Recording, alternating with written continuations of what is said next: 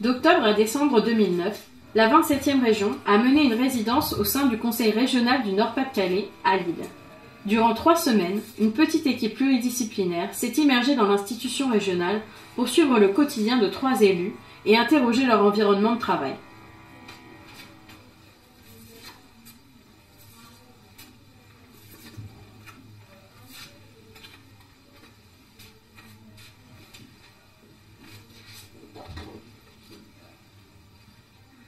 Les problématiques soulevées au cours de cette résidence étaient en partie les mêmes que celles qui nous réunissent aujourd'hui.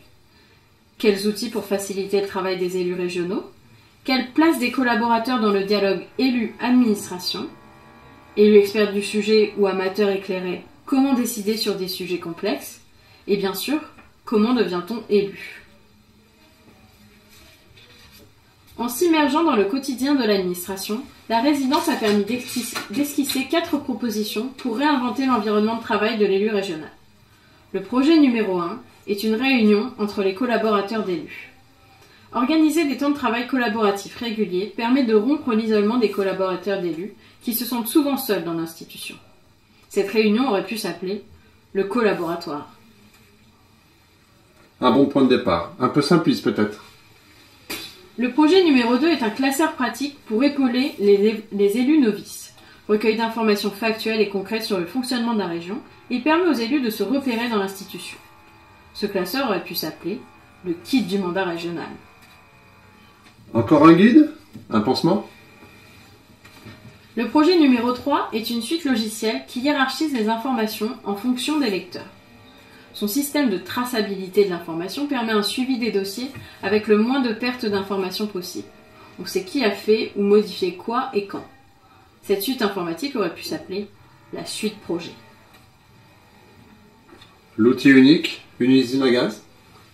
Le projet numéro 4 est une cellule interne d'innovation. Elle vise à créer un espace de transformation et de transversalité au sein même du conseil régional. Cette cellule s'appelle la Transfo. La transfo a été faite depuis. Ces propositions sont des points de départ pour développer notre réflexion. Certaines sont très opérationnelles, d'autres plus prospectives, d'autres encore sans doute déjà dépassées. Mais comment aller plus loin? Les problèmes rencontrés aujourd'hui sont-ils toujours les mêmes? Le sujet de cette pointeuse est l'élu inoffensif. Qu'est-ce qui se cache derrière cette drôle d'expression? Prenons d'abord l'élu. En fait, ce n'est pas seulement de l'élu dont nous voulons vous parler aujourd'hui. Déjà, ce sont les élus locaux qui nous intéressent, mais aussi et peut-être surtout leurs administrations. Nous n'allons pas essayer de résoudre la crise de la démocratie représentative, même si avouez que ce serait chouette, mais plutôt nous interroger sur les pratiques internes des administrations locales. Et inoffensif alors? Inoffensif signifie qu'il ne présente pas de danger, qui ne risque pas de faire mal, qui n'est pas nocif. L'élu serait donc potentiellement nocif pour l'administration qui est à son service? On a en tout cas souvent pu constater qu'il existait des zones de grippage dans un système qui est pourtant régi par des règles strictes, notamment la séparation entre le politique et l'administratif, et qui font l'objet de contournements permanents. Mais finalement, de l'élu ou de l'administration, qui est vraiment perdu dans la machine ?